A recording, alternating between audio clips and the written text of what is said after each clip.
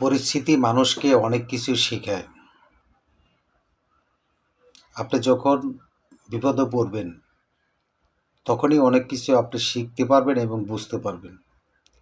যতক্ষণ পর্যন্ত আপনি বিপদে পড়বেন না, ততক্ষণ পর্যন্ত আপনি বুঝতেও পারবেন না বা শিখতেও পারবেন না। সেটার কারণ হলো, আপনি অর্থনৈতিকভাবে বিপদে পড়েন বা অন্য কোনোভাবে বিপদে পড়েন। সেই সময়কালীন আপনি দেখতে পাবেন বা বুঝতে পারবেন আপনার কে আপন আর কে পর।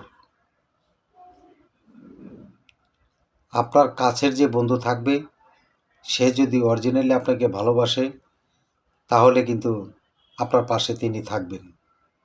হয়তো অর্থনৈতিকভাবে হোক, না হয় কথা দিয়ে হোক, যে কোনোভাবে আপনার পাশে থাকবে। আর সেই স্বার্থপর বন্ধু যদি আপনার পাশে না থাকে, তখন আপনি বুঝতে পারবেন যে আপনার বন্ধু স্বার্থের জন্য আপনার পাশে ছিল, আর নিঃস্বার্থে আপনার পাশে ছিল। সেই বিপদ থেকে কিন্তু আপনি অনেক কিছু শিখতে পারবেন বা বুঝতে পারবেন। বর্তমানের জামানায় বেশিরভাগ মানুষ স্বার্থের জন্যে একজন আরেকজনের পিছে বেশিরভাগ ছোটাছুটি করে। নিঃস্বার্থ ভালোবাসা নিয়ে কেউ কারো পাশে থাকে না। তার কারণ হলো, বর্তমান যুগের মানুষ অর্থলোভী।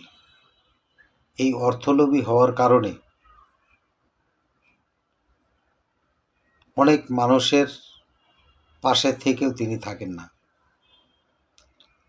আর যেই ব্যক্তি নাকি দেখা গেছে আপনাকে অরিজিনালি মন থেকে ভালোবাসে, সেই ব্যক্তি আপনার পাশে সারাক্ষণ না থাকলেও যখন আপনার কথা শুনবে যে আমার ভাই বা বন্ধু বিপদে পড়েছেন, তিনি কিন্তু দূর দূরান্ত থেকে হইলেও ছুটে আসবে। ছুটে আসবে যে আমার বন্ধুর না জানি কি হয়েছে। তিনি দেখবেন আপনাকে অর্থনৈতিকভাবে হোক বা কথা দিয়ে হোক, আপনাকে মন প্রাণ থেকে সহযোগিতা করবেন। সেখান থেকেও কিন্তু আপনি অনেক কিছু শিখতে পারবেন, বুঝতে পারবেন। বর্তমানের যুগটাই কিন্তু এরকম চলছে।